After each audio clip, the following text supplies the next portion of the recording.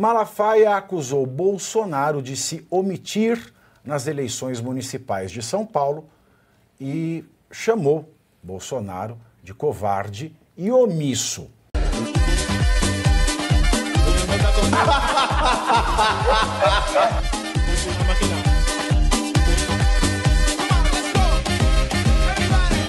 Em entrevista concedida a Mônica Bergamo, da Folha de São Paulo, o pastor Silas Malafaia, um dos maiores apoiadores de Jair Bolsonaro, disse que está decepcionado com o ex-presidente. Malafaia acusou Bolsonaro de se omitir nas eleições municipais de São Paulo e chamou Bolsonaro de covarde e omisso. Vamos ouvir a sonora. Jair Messias Bolsonaro. Essa, para mim, é a maior decepção. Por quê? Ô, Mônica, a política é feita, um político é reconhecido no mundo político por seus posicionamentos. Qual é a sinalização que Bolsonaro passou? Eu não sou confiável nos meus apoios. O que ele fez em São Paulo e no Paraná é uma vergonha. Em São Paulo, em cima do muro. No Paraná, ele tem candidato a vice numa chapa e declarou, olha, a mulher lá pode usar meu nome. Sinalizou duplamente. Gente, isso não é papel de um líder da direita de nível maior. Eu apoio o Bolsonaro, mas eu já disse, eu sou aliado e não alienado. Eu desafio, entra nas redes de Bolsonaro e dos filhos dele. Entra na rede, não tem uma palavra sobre São Paulo. É como se a eleição de São Paulo não existisse. Que porcaria de líder é esse? A atitude dele, covarde, omisso, se baseia em redes sociais, não quer se comprometer, fica em cima do muro, sabe? Para ficar bem, sabe com quê? Com seguidores. Fica bem com seguidores. O senador Flávio Bolsonaro, filho do ex-presidente Jair Bolsonaro, rebateu as críticas de Silas Malafaia. Em nota, Flávio criticou a postura do pastor por tratar dessas questões em público. Aspas, roupa suja se lava em casa e não em público. O presidente Bolsonaro fez o que tinha que ser feito no momento certo e foi decisivo para o cenário em São Paulo. Se não fosse Bolsonaro, Ricardo Nunes não estaria no segundo turno. Fecho aspas. O que é uma verdade. O apoio do Bolsonaro foi quem ainda conseguiu levar Ricardo Nunes para o segundo turno, né? E olha que a equipe de marketing do Ricardo Nunes, para ser ruim, tinha que melhorar muito, hein? Para você ver. Mas agora eu acho super interessante um pastor que em 2013... pela revista Forbes, teve uma fortuna estimada em 150 milhões de dólares, que se você corrigir hoje a 5% aí anual de inflação, mais fazer o câmbio, ele tem um patrimônio algo em torno de 1,4 bilhões de reais às custas de amedrontar os fiéis com a volta de Jesus. Então, este cara, especificamente, líder da igreja Assembleia de Deus, ele está criticando o Bolsonaro, mas eu gostaria de deixar bem claro que ele criou o racha da direita. Não foi o Pablo Marçal que criou o racha da direita. Porque entenda, pastor, nenhum de nós eleitores de direita aqui tem cabresto político com o senhor ou com quem quer que seja. Nós estamos livres para definir o nosso candidato. E quem é você na fila do pão para vir achar que você é dono do eleitorado? Só que o senhor está confundindo o que o senhor faz no palanque da sua igreja. O senhor está confundindo o restante do eleitorado de direita do Brasil com os fiéis da tua igreja. Que o senhor manda e desmanda, manipula. Aqui não. Aqui não. E hoje nós só estamos tendo uma eleição entre uma esquerda radical, que é o Boulos, e o Ricardo Nunes, por culpa sua, responsabilidade sua.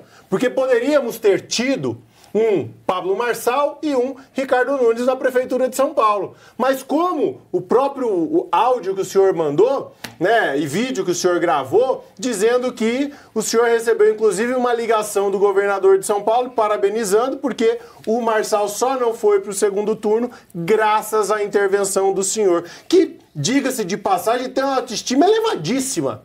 Então, estima elevadíssima para achar que o senhor é responsável por qualquer coisa nesse sentido. Então, assim, se tem um responsável no Brasil hoje por colocar a cidade de São Paulo em risco de ser governado por um partido de extrema esquerda, como é o partido do Boulos, esse responsável é você. Ô, Caio, eu só discordo de uma coisa. Eu não acho que foi um racha da direita. A gente está assistindo uma divisão de capital político e isso é benéfico para a direita como um todo.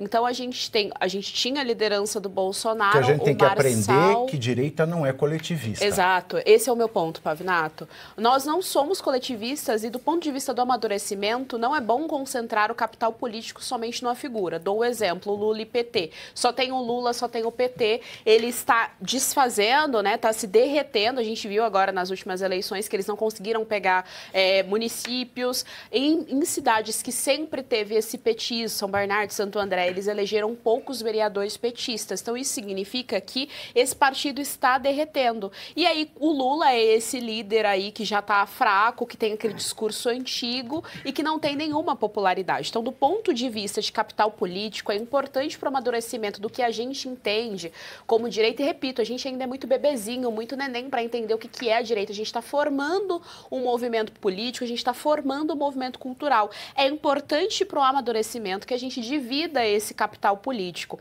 Então, o que eu vi nessas últimas eleições eram pessoas que diziam claramente, abertamente, que gosta do Bolsonaro, que respeita o trabalho do Bolsonaro, porque ele fez, sim, uma boa gestão durante o governo federal dele, mas que, para a Prefeitura de São Paulo, eles iam ficar com o Pablo Marçal, porque o Pablo Marçal era o que eles se identificavam, que estava de maneira mais contundente defendendo as bandeiras que são lidas como bandeiras da direita. Então, o primeiro ponto é esse. É importante que a gente tenha mais lideranças para agregar, porque senão a gente cai naquele coletivismo da esquerda. Ou seja, se você não falar exatamente como eu quero, então você está fora do bando. Isso não é saudável para a gente que defende a bandeira da liberdade. Dito isso, é importante a gente colocar que o Malafaia ele está numa campanha o mês inteiro falando coisas assim, completamente absurdas e fora da realidade.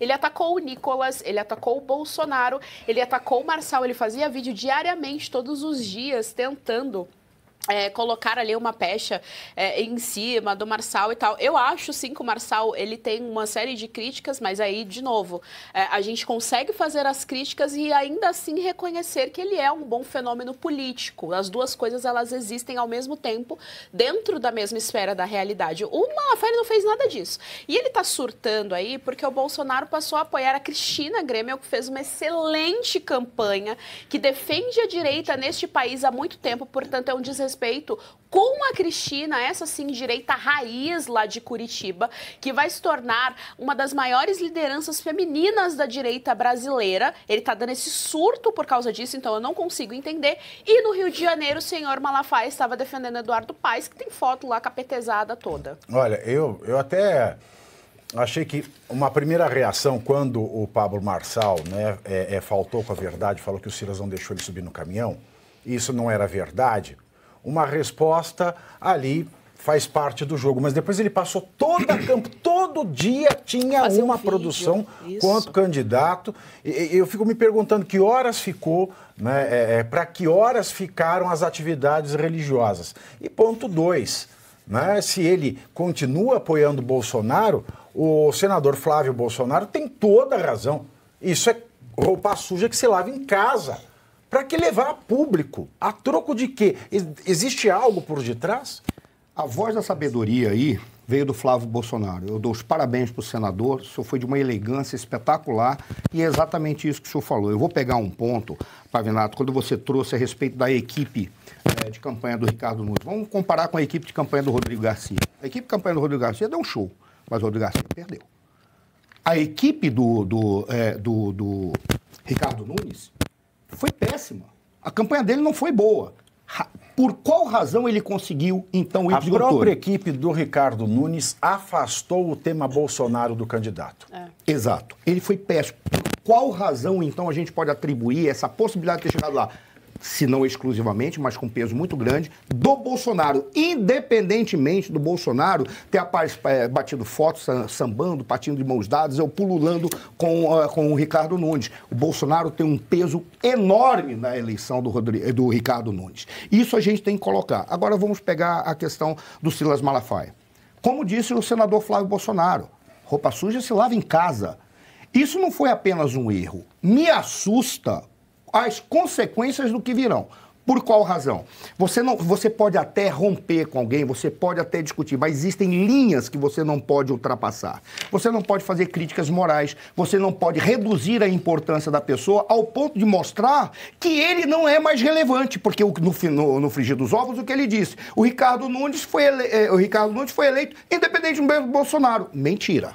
Se não fosse o Bolsonaro, o Ricardo Nunes ia ficar em quarto lugar. Muito provavelmente a gente poderia estar sambando desesperado com a possibilidade da Tabata, que é alguém que está lá, a gente não sabe por quê, com todo respeito, mas isso não cabe aqui agora. Então, o Bolsonaro, sim. Aí, ele começa a apontar. Veja, o Bolsonaro não foi... Que líder é esse? Aí ele começa a dizer... O Tarcísio, sim, foi líder. O que começa a apontar é que ele já está indo atrás do herdeiro do Bolsonaro.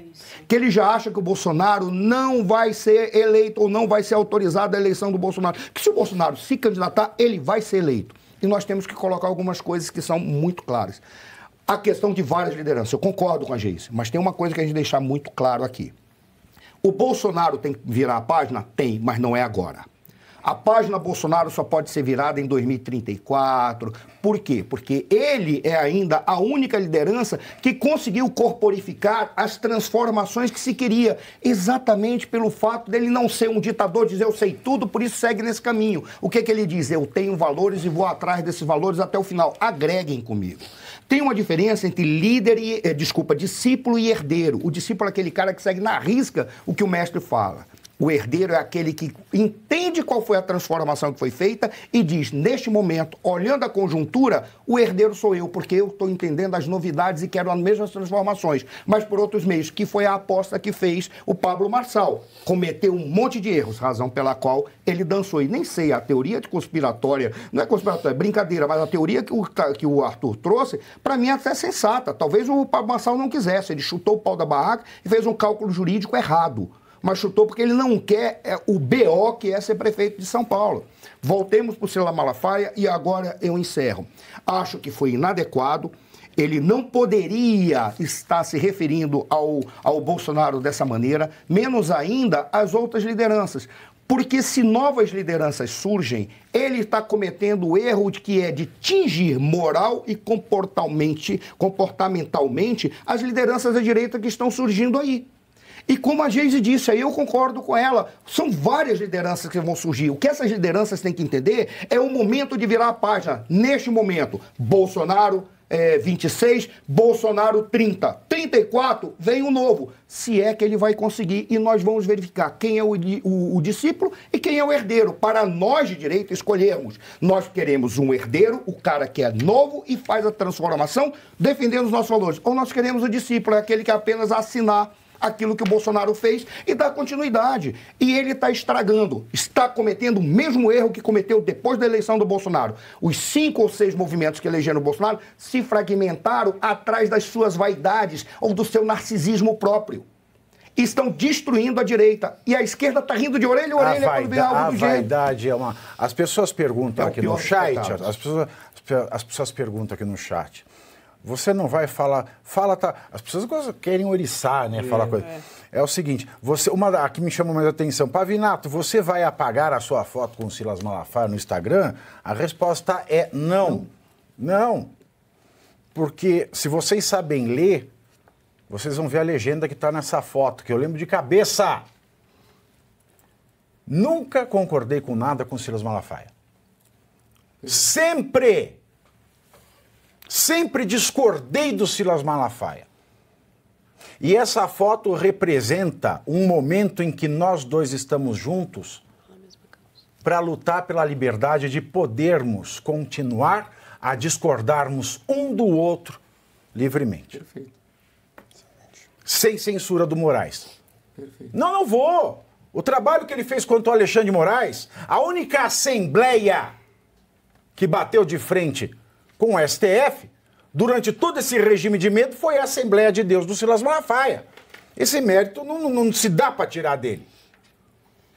Agora, as pessoas, elas não podem ser tomadas por um fato como um todo. Isso que o Alexandre de Moraes faz. Uma pessoa fala uma coisa que ele não gosta, ele tira a pessoa da rede social, ele tira a pessoa de circulação. As pessoas têm que ser julgadas pelos seus atos. E os atos não correspondem isoladamente ao que uma pessoa é. Naquele momento que eu fiz a foto com ele, nós estávamos numa causa comum, que era a causa de nós podermos nos discordarmos livremente, sem morais. Agora, quanto a isso, está errado, mas eu não sou de cancelar, eu não sou de negar as coisas que eu faço. Ô, Pavinato, por falar em discordância, eu queria ter uma discordância aqui da mesa. Em primeiro lugar, óbvio que eu concordo, Malafaia errou, pisou na bola, isso é ponto pacífico. Eu discordo que o Bolsonaro teve um papel forte na eleição de São Paulo. Discordo veementemente. Quem colocou a cara a bater aqui em São Paulo e apoiou o Nunes foi o governador Tarcísio. O Bolsonaro se omitiu, o Bolsonaro está com vergonha de apoiar Nunes, o Bolsonaro não queria Nunes, o Bolsonaro queria Ricardo Salles, o Bolsonaro cedeu ao Valdemar da Costa Neto. Ele se recusou a gravar vídeos para a campanha do Nunes e eu não acho que o Bolsonaro salvou o Nunes coisa nenhuma. Aliás, o bolsonarista raiz votou Marçal. Eu desafio aqui, desafio não, faço um pedido ao nosso chat aqui. Verdade. Eu faço um pedido ao nosso chat. Você do chat aqui que votou em Bolsonaro na última eleição, escreva se você votou no Marçal ou no Nunes. Escreva Marçal ou Nunes. Eu tenho certeza que a grande maioria votou em Marçal. Ou seja, o Bolsonaro não ajudou Ricardo Nunes. Não ajudou. Agora, no segundo turno, ele não precisa ajudar nada. Sabe por quê? Porque o segundo turno é anti-Boulos. Sim. Agora não precisa mais de Bolsonaro.